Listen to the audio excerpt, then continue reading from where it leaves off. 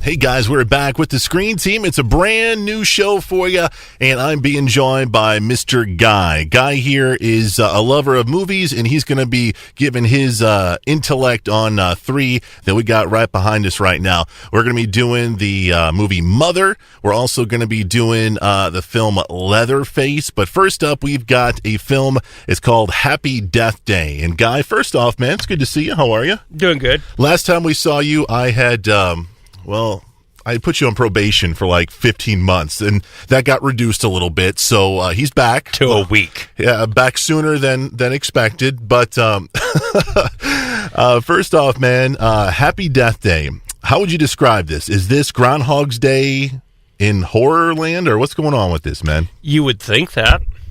But it's not that? It's not that? It's not. That's what the trailer told me. Yeah, no. There's no horror elements to this. Oh. It's a bait and switch. Okay. It starts out kind of like a horror. The problem is your lead girl, who is having all this happen to her,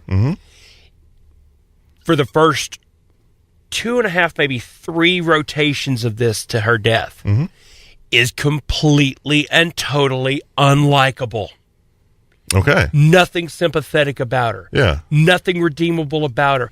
At least in Groundhog Day, when you had Bill Murray, he plays a jerk, but he always plays a likable jerk. Right. Yeah, he may come across douchey, but you want to hang around him because he's such a good guy. There's something that draws you to her. No. So this girl is she's not likable at all. No, not for the first few times. Once she starts realizing what's going on and trying to solve her own murder, that's where the movie switches tone and becomes almost a campy adventure comedy. Okay. So my question to you is, did you like it? If they hadn't done the bait and switch, if I had known going in that I was getting that, I would have enjoyed it because it's a horror comedy. But because of the way it was played off as a serious horror film with just this really interesting element, it affected me because I don't like the bait and switch. Okay. I want to go in and get what I'm supposed to get. If you're telling me this is going to be horror, I want horror.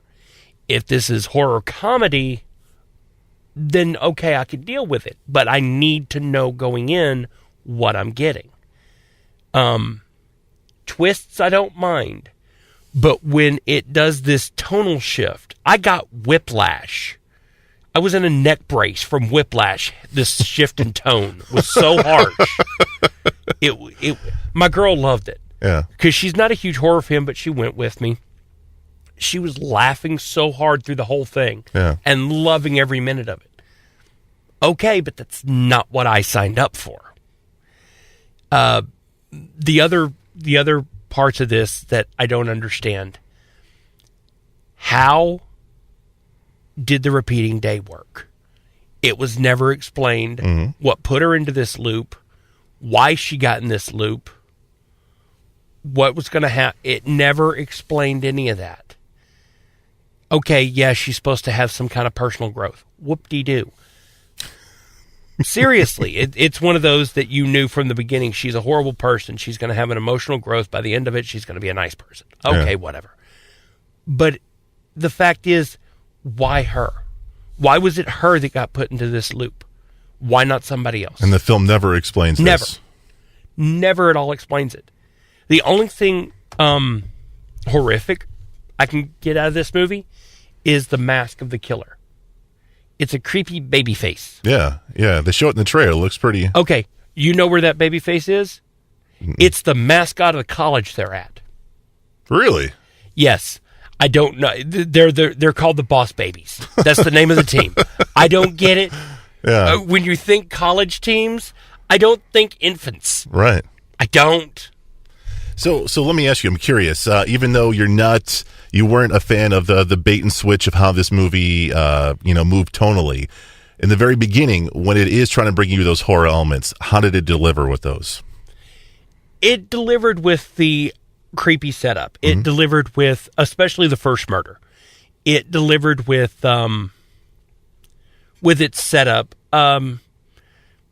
You obviously can't think too far into it, otherwise it starts to unravel. Yeah. Why did the killer know she was going to be alone? Why did the killer know she was going to turn down this alley? Why did the killer know she was going to stop at this particular point where he had the music box set up to play a happy birthday song? Yeah.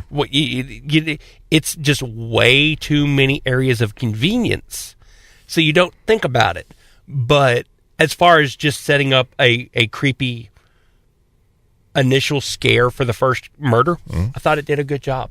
Okay. It wasn't superb by any means. It wasn't a masterpiece, but it was good. It was serviceable for what it needed to be. If someone is a fan of horror and they haven't seen this film yet, would you recommend them renting it or seeing it in the theater? Oh, absolutely. Okay. Just know that you're going into a horror comedy.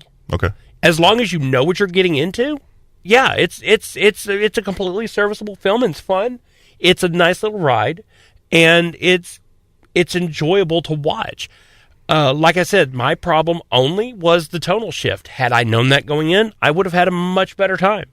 I suggested it to my brother. He absolutely loved it because I forewarned him of what he was getting into. Had he gone, because he thought the same as me, it looked like a really good suspenseful horror film. Yeah. No. When he knew what he was getting into, it was a great date night movie. He found it fun and enjoyable. So, right on. All right. The movie's called Happy Death Day. Coming up after the break, Guy is going to dissect the movie Leatherface. It's next right here on the Screen Team.